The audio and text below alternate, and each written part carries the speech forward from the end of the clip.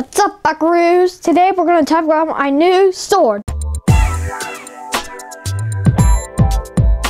So basically, I got this at Bonkers on I think 2 weeks ago on Friday, and it's probably like $2.50 tickets, which would be like $2.50, and it actually comes out.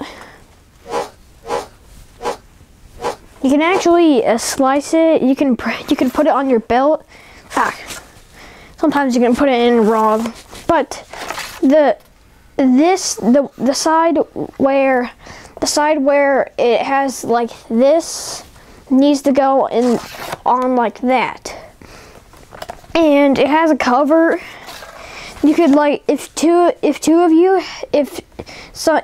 your friend had one of these, then. If your friend had one of these, then you could do mini battles and all that. And that's pretty much it for the sword.